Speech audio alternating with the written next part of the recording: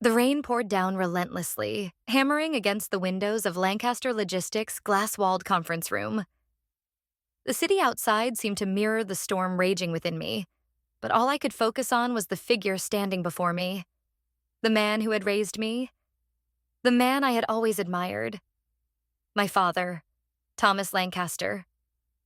Incompetent. His voice rang out like a whip crack, sharp and cutting.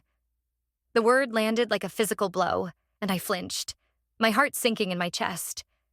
He slammed a stack of papers down on the polished conference table, his face flushed, veins bulging in his neck. "Do you have any idea what your mistake could have cost us?" I stood frozen, unable to speak, unable to move. My father's fury was like a tidal wave, overwhelming everything in its path. I tried to recall the events of the morning, the minor oversight in the contract. Just a discrepancy in valuation numbers. It hadn't even been finalized yet, and the error had been caught before it caused any real damage. But that didn't matter. Nothing mattered right now except the way my father was looking at me. I opened my mouth, desperate to make him understand, to explain that it wasn't as big a deal as he was making it out to be. But my voice was small. Too small. "I can fix it," I managed, trying to steady my breath. "The contract isn't final yet. I can fix it." No," he snapped, his eyes narrowing with disgust. "You nearly sold our shipping division for half its value. You think you can fix that kind of stupidity?" His words burned like acid. The truth was, I could fix it. It wasn't even a major issue. But I knew in that moment that my father wasn't listening to reason. He wasn't looking for an explanation. He had already decided what I was. A failure. A liability. I could feel the weight of the eyes in the room. The board members. The silent witnesses to my destruction. I glanced over at my brother, Liam, sitting across the table, and his eyes met mine with cold indifference. Liam, the one who had always been my father's right hand. The golden child. The one who never made mistakes. A cruel laugh escaped his lips. "You've destroyed everything," he said, his tone dripping with sarcasm. "You've taken down the family legacy with a single mistake." I wanted to scream. I wanted to lash out and tell him that it wasn't my fault, that this was just a small error, one that anyone could have made. But I couldn't. The words stuck in my throat, trapped by the suffocating atmosphere of disappointment that hung in the room. My father's eyes bored into me, and I could feel every ounce of my confidence, my self-worth, slipping away with every passing second. "Dad, please," I whispered, my voice breaking. "I didn't mean for this to happen. It was a mistake. Please just let me fix it. I can—" "No." He cut me off, his voice harsh and final. "You had your chance. You failed. And you failed us all." The finality in his words crushed me. I stood there, stunned as the room seemed to close in around me. I had worked my entire life to prove myself worthy of this family, of the company that had been built over generations. And now, in one moment, it was all gone. The trust, the respect, everything I had worked for. It had all been shattered by a mistake that barely mattered in the grand scheme of things. "You're done here," my father said, his voice no longer filled with rage, but with cold detachment. "The board has lost confidence in your judgment. Your position at Lancaster Logistics is terminated effective immediately." The words hit me like a punch to the gut. My heart felt like it had stopped beating. I could barely breathe, barely comprehend the magnitude of what was happening. "No," I whispered, my hands trembling. "Please, it was just one mistake." But my father didn't look at me. He didn't even flinch. He was already moving on, his mind already focused on the next thing, the next decision. "You'll receive 6 months severance," he said without emotion. "After that, you're on your own." 6 months. I couldn't believe it. 6 months of severance, a pittance for everything I had given, for everything I had sacrificed to be part of this family, to be a part of this legacy. I wanted to protest, to fight back, but the words wouldn't come. There was nothing left to say. "You're firing me?" I asked in disbelief, my voice barely audible. "I'm your daughter. How can you do this?" My father's eyes softened for just a moment, but the hardness in his voice remained. "That's exactly why this hurts so much," he said. "You're not just an employee, Sophia. You're a Lancaster, and you failed us." My chest felt tight, as though all the air had been sucked out of the room. My father, the man who had taught me everything, the man I had looked up to my entire life, had just told me that I wasn't enough, that I had failed him. I wasn't just fired. I wasn't just dismissed from the company. I was being erased from the family's history, from the legacy I had spent my entire life trying to uphold. My mother, Victoria, who had been silent up until now, finally spoke. Her voice was calm. Too calm. "We've arranged a position for you at your uncle's firm in Chicago," she said, as though it were some kind of consolation prize. "It's far enough away that this won't reflect badly on the family." I couldn't believe what I was hearing. My mother, the woman who had always pushed me to succeed, who had always told me to aim higher, was now sending me away, disposing of me as though I were nothing more than a problem that could be easily swept aside. "You want me to leave New York?" I asked, my voice shaking with disbelief. "One has nothing to do with it," my mother replied, her face unreadable. "The decision has been made. Your flight leaves tomorrow morning." The finality of her words was like a slap in the face. Tomorrow. I was being sent away, discarded. The life I had known, the life I had fought so hard to be a part of, was slipping away from me. And there was nothing I could do to stop it. I looked around the room, my eyes lingering on my father and brother, the two people I had trusted most in the world. And in that moment, I realized they had already made their decision. I wasn't a part of their future. Not anymore. I wanted to scream. I wanted to lash out. But I didn't. Instead, I whispered, more to myself than to anyone else. "Some choice." I turned and walked out of the room, not looking back. I didn't know where I was going, but I knew one thing. I wasn't going to let this be the end of my story. It was just the beginning. I left that night, my mind racing with the thoughts of what I had just lost. My father's words echoed in my head, replaying over and over. "You failed us." But I knew deep down that I hadn't failed. I had been betrayed. And one day they would all understand that. But that day wasn't today. Today I had to pick up the pieces of my life and start again. And I would. I would rise from the ashes of this moment. They would see. They would all see. And maybe, just maybe, I would make them regret ever thinking I was done. It's strange how, in the aftermath of a storm, the world can feel both eerily silent and unbearably loud. The silence inside me, the emptiness that followed the chaos of that day, echoed louder than the rain ever had. When I left Lancaster Logistics that evening, the weight of my father's words pressed on my chest like a suffocating blanket. "You're done here." How easily he had said it, like it was nothing.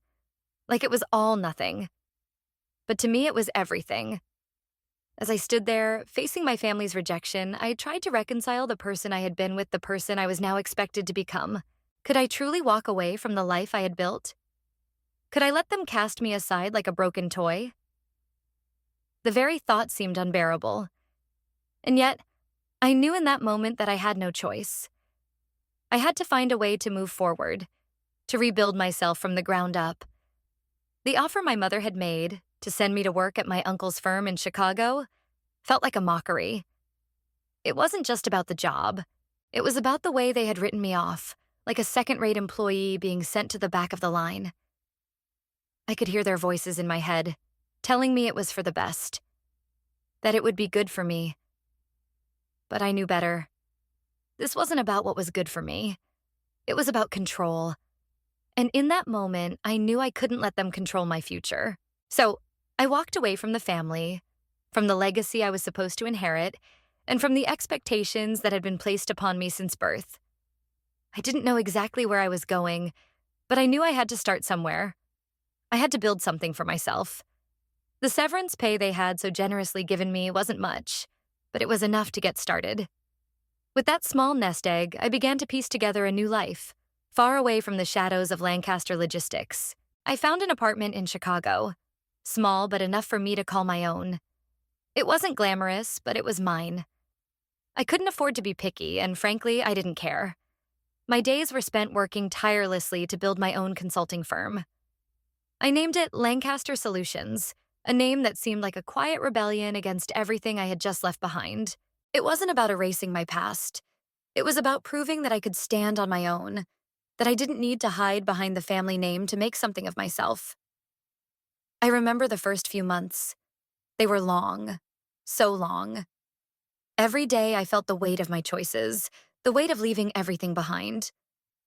But at the same time, there was a part of me that began to grow. It was a quiet part at first, barely a whisper, but it was there. The part of me that believed in the possibility of a future that wasn't controlled by my family, by the board, by my father. It was the part of me that wanted to prove them all wrong, that wanted to show them that I wasn't just some pawn in their game, that I could carve out my own destiny. The work was grueling, especially at the beginning. I didn't have the luxury of a well-oiled machine behind me. I was starting from scratch. My firm was small, barely noticeable in a city that was teeming with businesses far more established than mine. But I didn't care about that. I knew I had something they didn't: determination. Every morning I woke up with a fire in my belly. I didn't have the privilege of a safety net anymore. I had to make this work, or everything would crumble. I spent hours researching, networking, learning everything I could about the logistics industry. I had been a part of it my entire life, but I needed to know it better than anyone else. I needed to understand the ins and outs, the systems that made it tick, the mistakes that others had made along the way. If I was going to build something new, I had to understand it all. There were nights when I stayed up until the early hours of the morning, drafting proposals, writing emails, making phone calls. My fingers would ache from typing for hours on end, but I didn't stop. I couldn't stop. It felt like every step I took toward my goal was a victory, no matter how small. With each contract I signed, with each new client I secured, I felt a little piece of the weight lift from my shoulders. I could do this. I was doing this. But I wasn't just building a business. I was building myself again. Every deal I closed, every new partnership I forged, felt like a personal triumph. It was as though, with every success, I was healing the parts of me that had been broken, discarded. I wasn't the person I had been before. I couldn't be. The Sophia who had walked into that conference room in New York was gone. And in her place was someone stronger, someone who could stand on her own, someone who could carve her own path no matter the cost. In the midst of this, I began to notice small, unsettling things: documents, files, numbers, little details that didn't add up. I began going through the old records from my time at Lancaster Logistics, revisiting the contract that had gotten me fired. I knew it had been a mistake, but as I pored over the documents, I started to realize something I hadn't seen before. The contract wasn't just a mistake. It had been tampered with. Someone had altered the figures, changed the numbers to make it look like I was incompetent. And as the pieces slowly fell into place, I began to understand that this wasn't just a slip-up on my part. This was sabotage. I couldn't believe it at first. My brother, Liam. He had always been the golden child, the one everyone looked to for answers. But now I realized that he had been manipulating the situation all along. He had made sure that I failed. He had set me up to fall. And all along, he had been waiting for his moment to take control of the family business, to take what should have been mine. The anger that bubbled up inside me was sharp and bitter. How dare he? How dare he do this to me? To our family? But even more than the anger, there was a sense of cold, hard resolve. He thought I was finished. He thought I was weak, that I would crumble under the weight of their rejection. But he was wrong. I wasn't done. Not by a long shot. Over the next few years, I dedicated myself to rebuilding my life. My consulting firm, Lancaster Solutions, began to grow. Slowly at first, but then more rapidly as I gained a reputation for getting results that others couldn't. I wasn't just building a business, I was building a network. I was gathering the pieces that would allow me to take back what was mine. Every time I spoke to a new client, every time I closed a new deal, I could feel the foundation of my plans solidifying beneath me. I was more than just Sophia Lancaster now. I was someone else entirely. Someone who had learned the hard way how to survive, how to thrive, even in the face of betrayal. I had built something from nothing, and no one could take that from me. But I didn't forget. I didn't forget what had been done to me. I didn't forget who had betrayed me, who had torn my life apart. And I knew, deep down, that I would have to confront them one day. I would have to face my family again, face the people who had cast me aside without a second thought. The path I had walked wasn't an easy one, but it had made me stronger. And now, I was ready for whatever came next. Ready to take back what was mine. Ready to prove that they had made a mistake, and I would make sure they knew it. I spent years in the shadows, quietly biding my time, gathering my strength. It wasn't just about business anymore. It was about reclaiming my dignity, my identity, my future. And when the time came, I would be ready to take back what was rightfully mine. In the quiet moments of reflection, I realized that this journey, this struggle had transformed me. I wasn't the person I had been before. I had learned to stand tall on my own, without the crutch of my family's name. I had learned that true strength wasn't about never falling. It was about rising each time you did. And rise I would. When my grandfather passed away, it felt like the world shifted. I hadn't expected it to be easy. Death never is. But I hadn't expected it to feel like a betrayal. The kind of betrayal that cuts deep. One that makes you wonder about all the things you thought you knew. The man who had been the guiding force in my life, who had always seen something in me that no one else did, was gone. But even in death, I knew he was still watching over me. And his death didn't mark the end of our story. It marked the beginning of the next chapter. I hadn't been prepared for the day the will would be read. None of us had.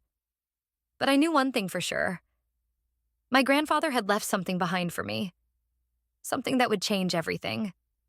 For the last 10 years, I had been quietly building my life, running my own firm, working tirelessly in the shadows, all while keeping a close eye on Lancaster logistics and waiting for the moment when I would take back what was rightfully mine. The moment had arrived, and I wasn't about to let it slip away. When I walked into the lawyer's office for the reading of his will, the tension in the air was thick.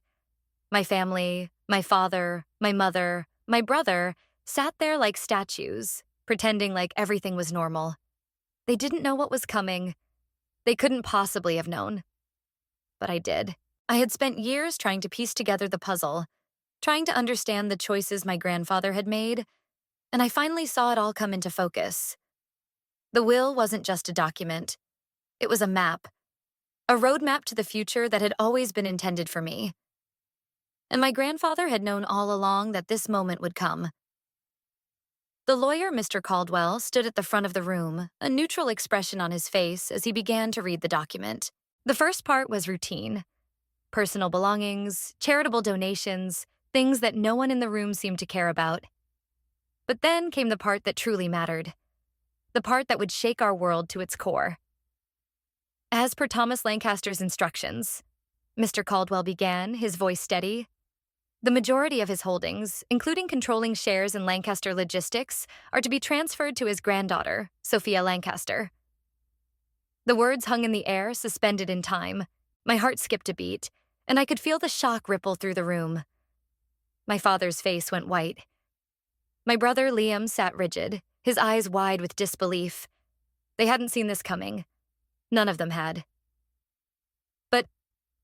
But that's impossible, my father stammered. His voice wavered as though he couldn't quite grasp what was happening. I'm the one who... The shares are to be transferred to Sophia, Mr. Caldwell continued, unfazed. All voting rights associated with the family trust are to be exercised by her, effective immediately. The room was silent for a long moment. The kind of silence that fills every corner, making it impossible to think. impossible to breathe. I could feel the eyes of my family on me, their disbelief palpable. For the first time in years, I felt the weight of their expectations fall away. They had thought they could control me, manipulate me, that I would be nothing without them, but my grandfather had known better. And now, I was the one holding the power. The shock in the room was almost unbearable.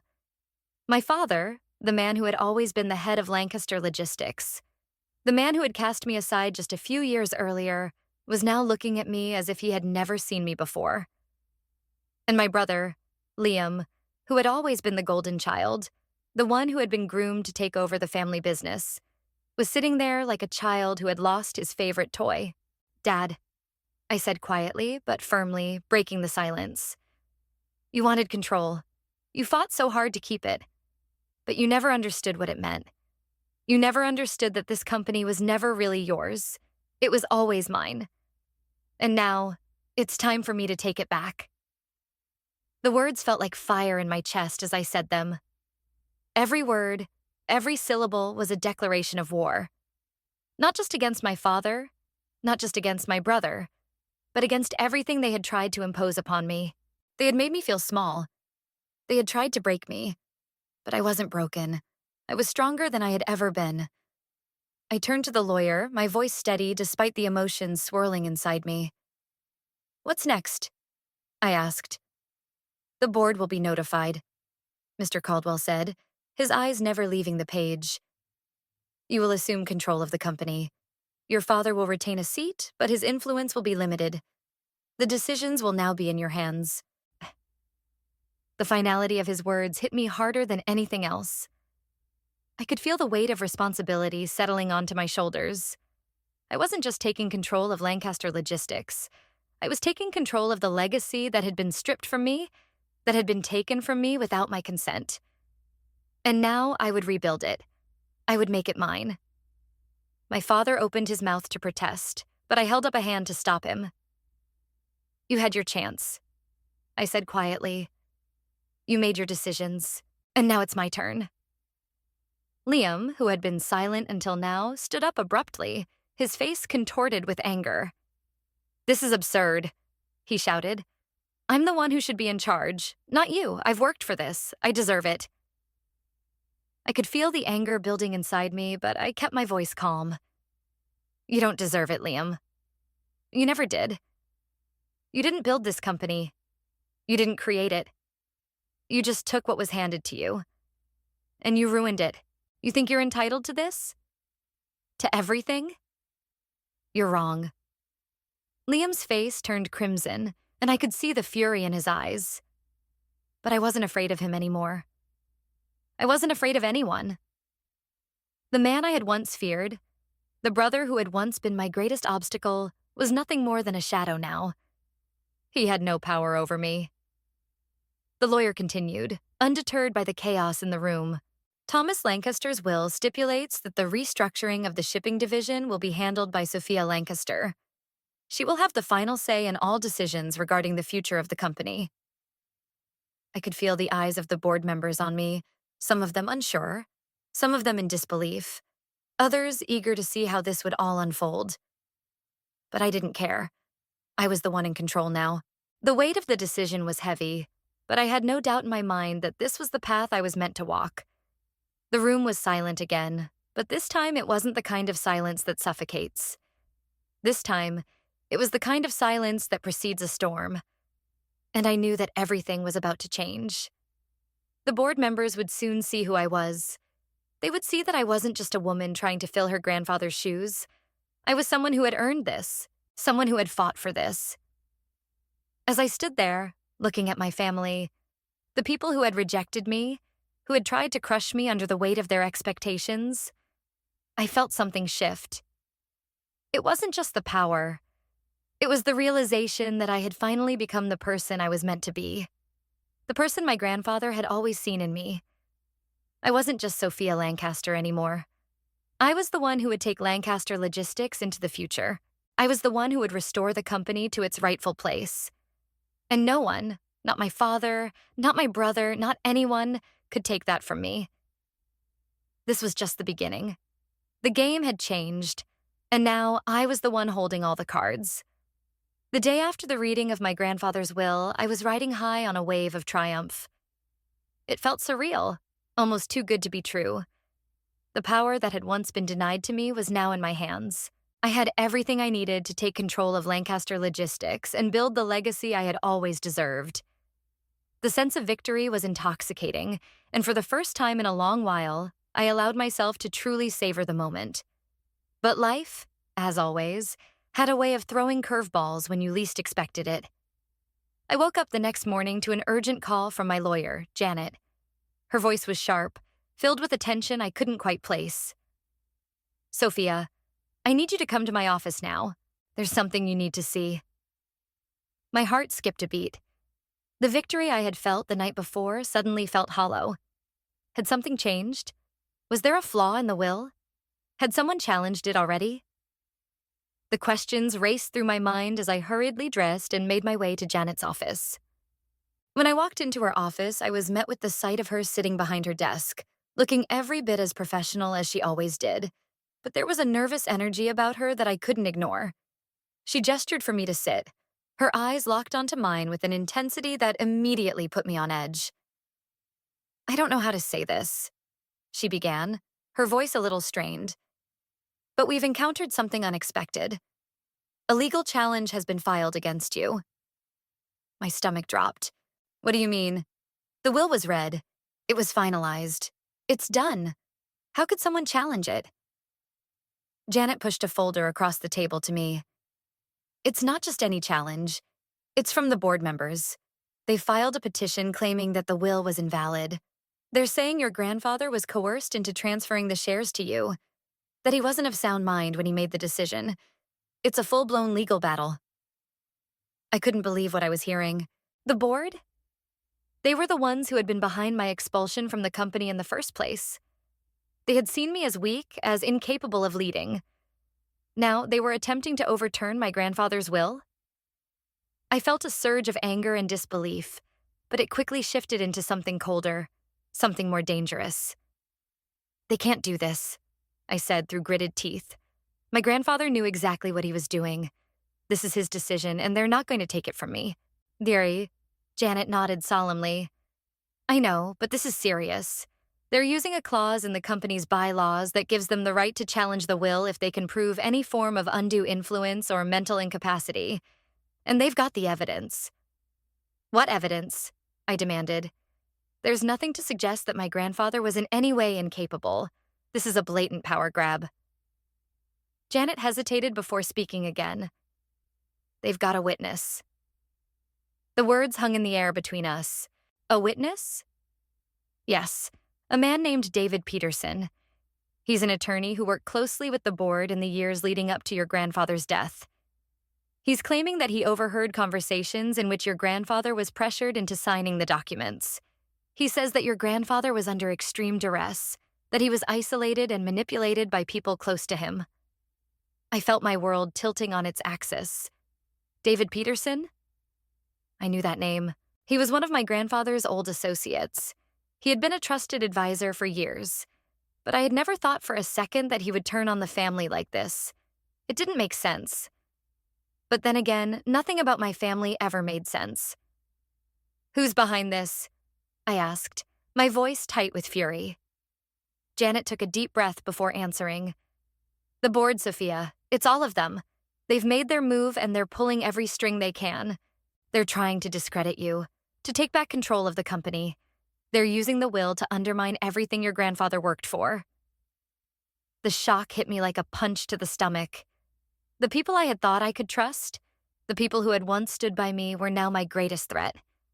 They had seen me as an obstacle, someone who could tear down the empire they had built with ease. But this was more than just a power struggle. This was personal.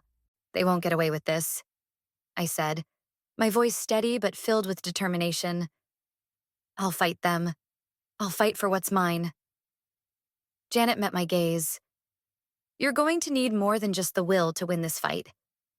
You're going to need to prove that your grandfather wasn't manipulated, that his decision was entirely his own. We'll need to bring in experts, witness testimony, and evidence that supports your claim." I nodded, already thinking of the next steps. I had spent years learning the ins and outs of Lancaster logistics, understanding its systems, its strengths, its flaws. Now, I would have to use everything I had learned to fight for my rightful place. But I knew one thing for sure. I wasn't going to let this happen. I wasn't going to let the board take everything from me, not after everything I had sacrificed. As I left Janet's office, I could feel the weight of the situation settling onto my shoulders. It wasn't just a battle for control of the company anymore. It was a battle for my future, my legacy, and my very identity. I couldn't let them take that away from me. Over the next few weeks, I threw myself into the fight. I called in favors, I met with legal experts, and I dug through every single document I could find. I had to build my case, brick by brick, to prove that my grandfather's will was legitimate. I couldn't afford to lose this. Not when I had worked so hard to get here. And then, the unthinkable happened. During a deposition, a surprise witness was brought in, a woman who had worked as my grandfather's assistant in the final years of his life. She claimed that she had seen David Peterson meeting with members of the board shortly before my grandfather's death, discussing the changes that needed to be made to the will. She described late-night meetings and phone calls that, in her words, felt off. This was the breakthrough I needed. It was the evidence that would prove the board had been scheming all along. They hadn't just attempted to take control of the company. They had gone so far as to manipulate my grandfather. The tide began to turn. With each new piece of evidence, with each new witness, I could feel the board's grip on the company loosening. And with it, the pieces of my future began to fall into place. I wasn't just fighting to keep control of Lancaster Logistics. I was fighting to honor my grandfather's legacy and to restore the honor and integrity that my family had lost.